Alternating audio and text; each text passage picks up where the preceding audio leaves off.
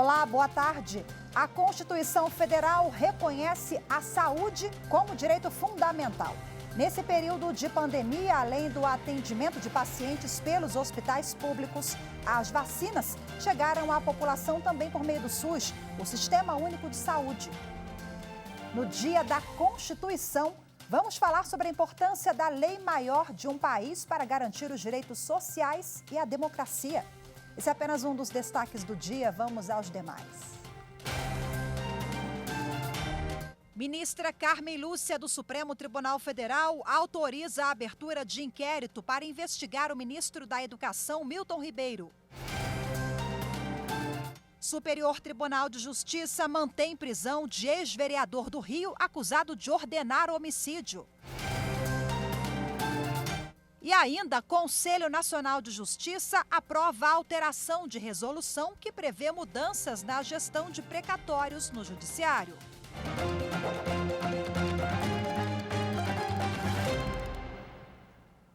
A ministra Carmen Lúcia do Supremo Tribunal Federal autorizou a abertura de inquérito para investigar o ministro da Educação, Milton Ribeiro.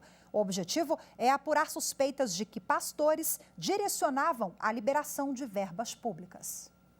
O pedido para a abertura de inquérito foi feito pela Procuradoria-Geral da República após a divulgação pela imprensa de um áudio do ministro Milton Ribeiro. Na declaração feita durante uma reunião com prefeitos, ele dizia que, a pedido do presidente Jair Bolsonaro, repassava verbas a municípios indicados por pastores.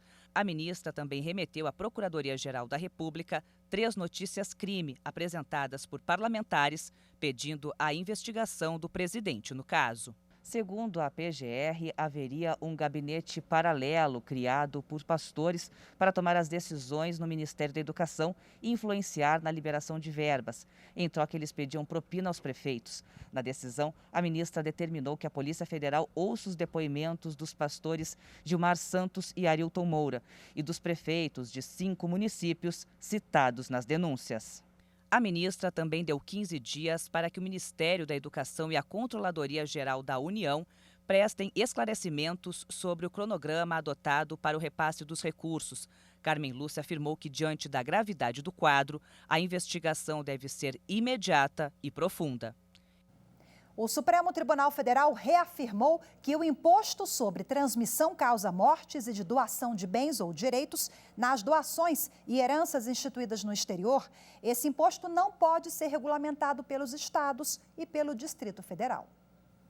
A decisão foi tomada na sessão virtual no julgamento de 5 ações diretas de inconstitucionalidade ajuizadas pela Procuradoria-Geral da República contra dispositivos de leis dos estados de Tocantins, Paraná, Santa Catarina, Mato Grosso do Sul e Distrito Federal. Por unanimidade, o plenário seguiu os votos da relatora, ministra Rosa Weber, que lembrou que a controvérsia foi analisada pelo STF no julgamento de recurso extraordinário com repercussão geral. Na ocasião, o STF assentou que os estados e o DF não têm competência legislativa para instituir a cobrança do imposto quando o doador tiver domicílio ou residência no exterior, ou se a pessoa falecida possuir bens, tiver sido residente ou domiciliada, ou tiver seu inventário processado no exterior. A competência para a instituição do ITCMD deve ser disciplinada por lei complementar federal. O ministro Joel Ilan Paciornik, do Superior Tribunal de Justiça, manteve a prisão do ex-vereador do Rio de Janeiro, Cristiano Girão Matias. Ele é acusado de ordenar homicídio para preservar controle de milícia. O ministro Joel Ilan Paciornik negou recurso em habeas corpus, no qual Cristiano Girão Matias, ex-bombeiro e ex-vereador do Rio de Janeiro, pedia para responder em liberdade à acusação de duplo homicídio qualificado. De acordo com a denúncia, Girão seria o mandante da morte de André Henrique da Silva Souza, que teria tentado assumir o controle de um bairro na zona oeste carioca, supostamente dominado por milícia liderada por Girão. Segundo o Ministério Público, o crime teria sido executado pelo policial militar reformado Rony Lessa e por outro homem que já faleceu.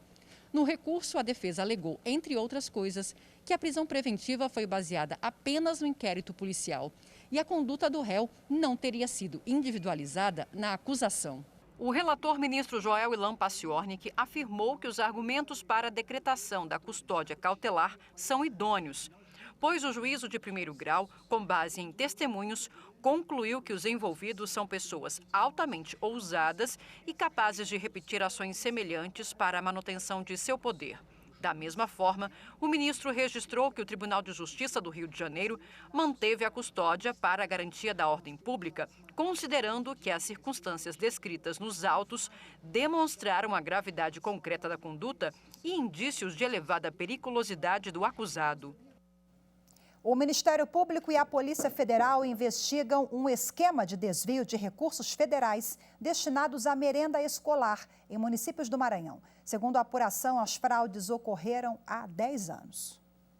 De acordo com a denúncia recebida pelo Ministério Público Federal e pela Polícia Federal, o suposto esquema criminoso envolve a participação de servidores públicos, políticos e empresários que teriam fechado contratos irregulares com associações de agricultura familiar em 3 municípios no Maranhão.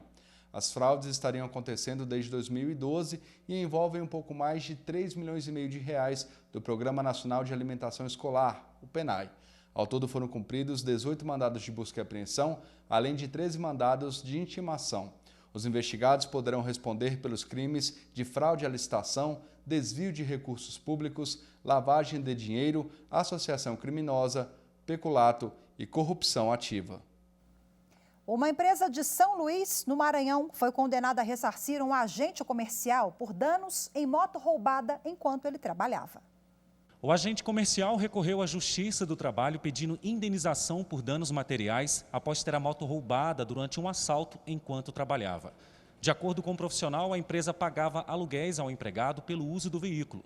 Os valores eram calculados a partir da conferência da quilometragem.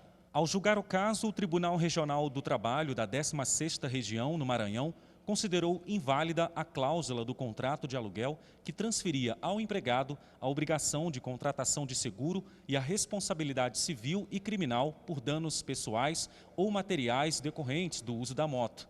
A empresa levou o caso ao Tribunal Superior do Trabalho para não ter que pagar indenização.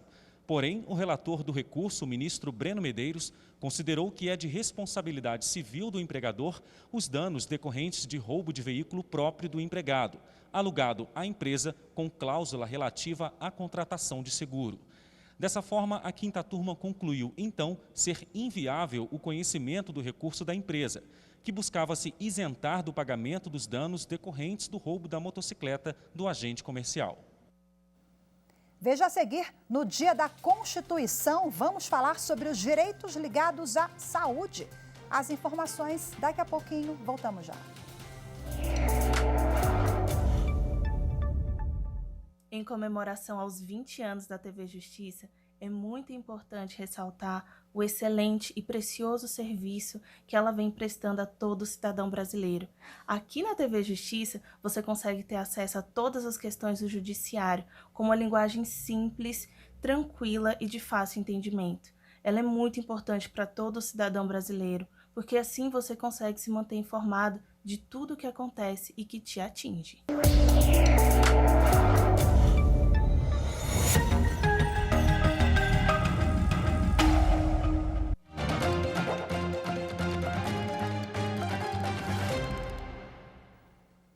Hoje é o Dia da Constituição, a lei maior de um país que define questões fundamentais, como a forma de governo e o papel da sociedade. O Brasil está na 7ª Constituição. Depois de muitas tentativas, nós chegamos a um texto que é considerado por juristas e historiadores como um dos mais completos do planeta. Um exemplo dessa evolução é a proteção à saúde, que ficou evidente durante a pandemia da Covid-19. Há exatos 2 anos, o mundo lida com uma das maiores crises sanitárias da história. Só no Brasil, a Covid-19 já contaminou quase 30 milhões de pessoas e matou mais de 650 mil brasileiros. A pandemia afetou mais do que as estruturas da saúde pública. Desencadeou uma nova onda também no Poder Judiciário. A Justiça passou a ser acionada para garantir à população acesso ao tratamento para a doença, a leitos de terapia intensiva, a vacina. Foram tantas demandas que o Supremo Tribunal Federal criou o painel de ações Covid-19 para facilitar o acompanhamento. Os casos chegaram à maior corte do país porque a saúde é um direito social garantido na Constituição da República. A saúde foi incluído no artigo 6º como um direito social fundamental, ao lado da educação, do trabalho, da previdência, etc.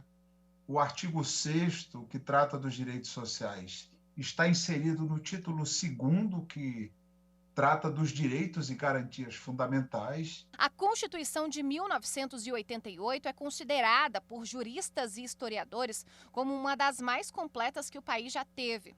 Há, inclusive, um capítulo inteiro dedicado à saúde. O Sistema Único SUS veio daí. União, estados, municípios e o Distrito Federal financiando o acesso universal e gratuito a hospitais, coisas que outros países não têm. O Brasil se destaca, no Concerto das Nações exatamente por ter esse Sistema Único de Saúde, que assegura esse acesso universal e igualitário às ações e serviços de saúde a toda a população.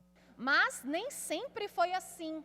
Antes de chegar à Constituição de 1988, o Brasil teve 6 cartas, 3 outorgadas e 3 promulgadas. A diferença é que apenas promulgadas são democráticas, ou seja, debatidas por representantes da sociedade.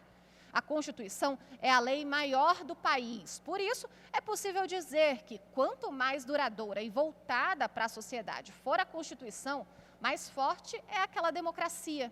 A nossa lei maior vai completar 34 anos. Ainda é uma criança se comparada com a de países como Inglaterra e Estados Unidos.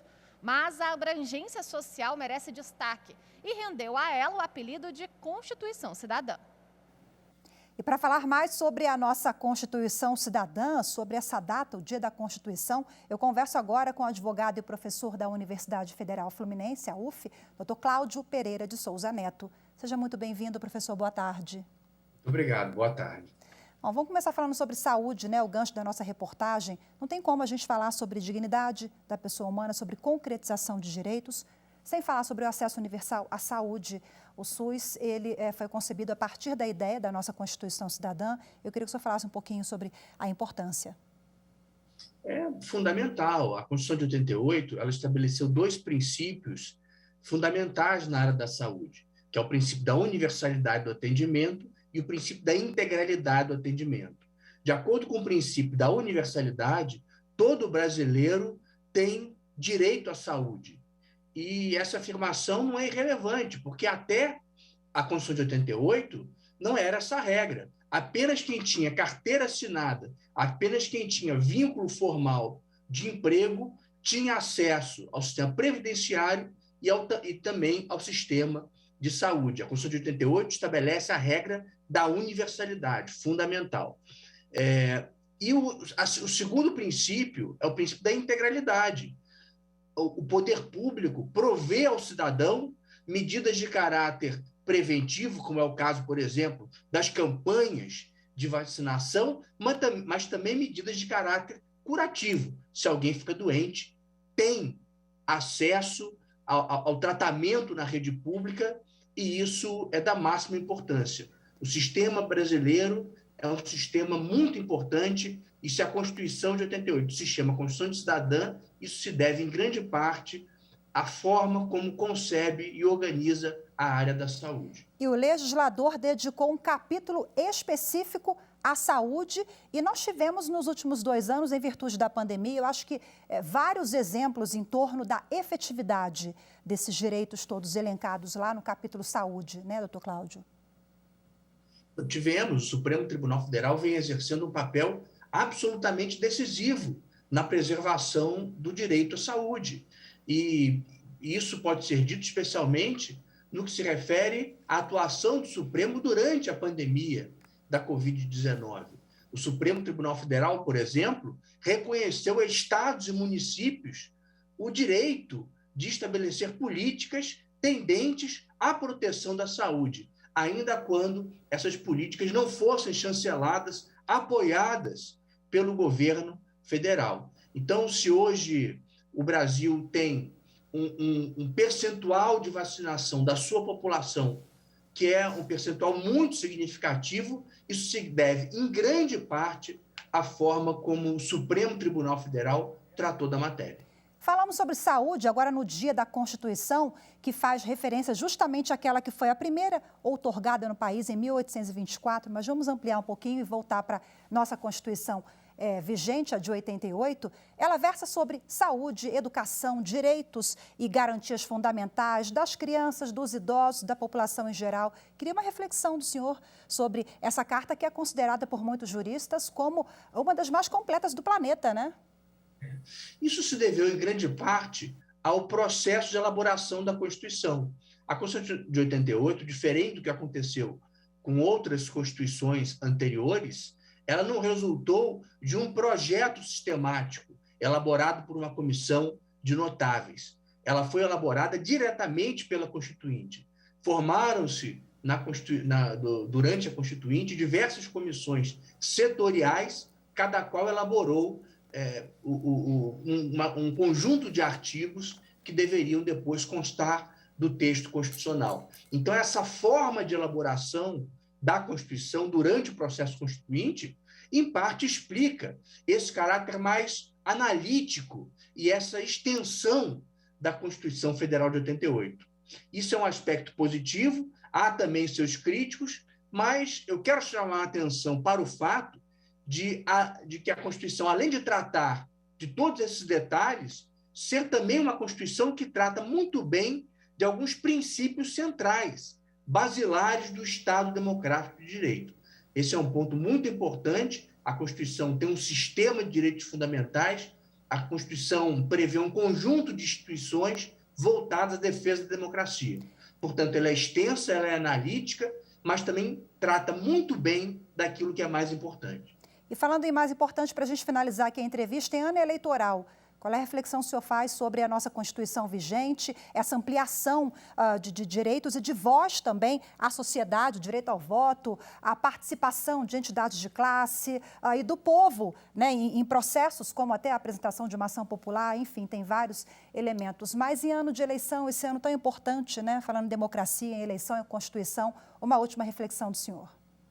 A Constituição tem sido a base, o alicerce para a preservação da democracia brasileira, para a preservação do pleno funcionamento das nossas instituições. Mesmo agora, temos verificado diversas ações do Supremo Tribunal Federal e do Tribunal Superior Eleitoral, baseadas na Constituição Federal de 88, que se orientam no sentido de impedir que redes sociais e aplicativos de notícias sejam empregados para desestabilizar a democracia brasileira. Só por aí já se verifica a importância da Constituição de 88 para a preservação da nossa ordem democrática e também, claro, das instituições principais incumbidas da sua aplicação, como é o caso do Supremo Tribunal Federal e do Tribunal Superior Eleitoral. Muito obrigada pela sua participação. Conversei ao vivo com o professor da UF, professor Cláudio Pereira de Souza Neto. Muito obrigada mais uma vez. Boa tarde para o senhor e até a próxima. Muito obrigado, boa tarde, até a próxima.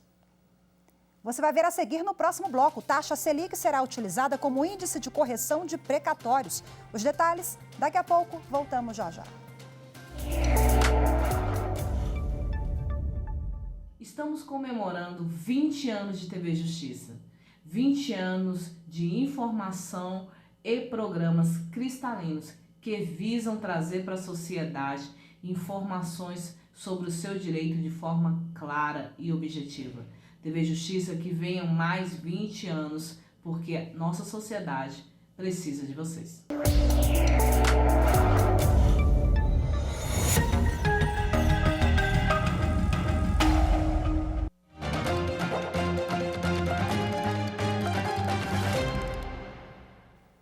O Conselho Nacional de Justiça aprovou por unanimidade uma alteração de resolução que prevê mudanças na gestão de precatórios no Judiciário. Entre as mudanças, a data para o Judiciário comunicar à administração pública sobre dívida que foi antecipada. As mudanças foram para atender 2 emendas constitucionais de 2021. Com a aprovação do ato normativo do CNJ, os tribunais devem, por exemplo, comunicar à entidade devedora os precatórios com valor atualizado para a inclusão na proposta orçamentária até 30 de abril de cada ano. Antes, o prazo era 1º de julho. O índice de correção do precatório também foi alterado. A partir de agora, a taxa Selic será utilizada como índice de correção. Nas condenações que envolvam a Fazenda Pública, haverá a incidência uma única vez do índice da taxa Selic, acumulado mensalmente, até o efetivo pagamento. Isso independentemente da natureza do precatório e para fins de atualização monetária. A Selic é a taxa básica de juros e o principal instrumento utilizado pelo Banco Central para controlar a inflação. O presidente do Tribunal Superior Eleitoral, ministro Edson Fachin, se reúne hoje durante todo o dia com os presidentes dos tribunais regionais eleitorais da região norte. Ele quer ouvir as realidades dos estados e receber sugestões e críticas sobre o processo eleitoral. A repórter Renata Gorga tem informações sobre os encontros que já foram realizados hoje pela manhã.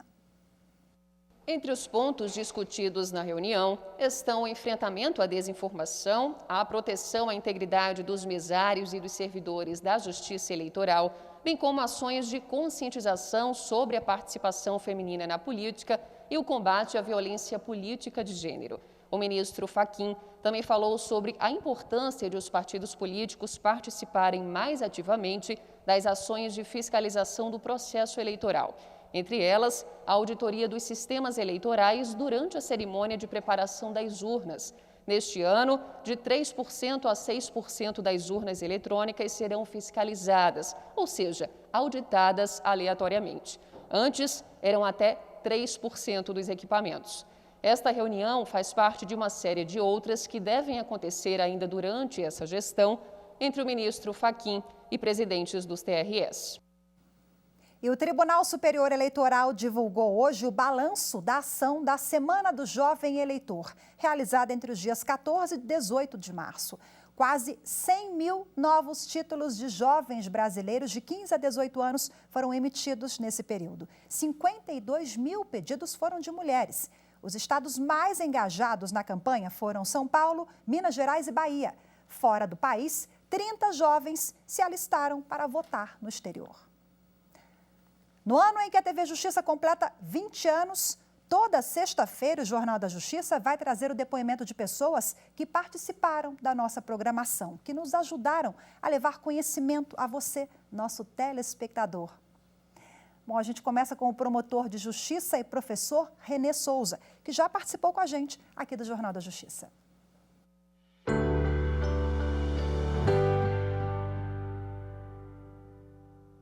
Eu participei há algum tempo de um programa importante na TV Justiça, especificadamente no programa da Jornal da Justiça, em que foram tratados aspectos muito importantes de cidadania brasileira. O programa dizia respeito sobre a possibilidade ou não do cidadão particular efetuar prisões em flagrantes.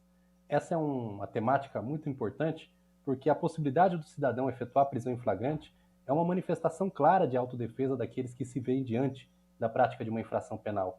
O programa teve uma densidade significativa para explicar exatamente por que isso é tão importante. Inclusive, por meio de entrevistas realizadas junto à população, foi possível verificar que há um senso popular de aceitação e de consentimento nesse tipo de autorização legal. Portanto, iniciativas como essas da TV Justiça são extremamente importantes para aproximar o mundo jurídico daquelas percepções da população do que deve ser feito para protegê-la adequadamente pela nossa legislação.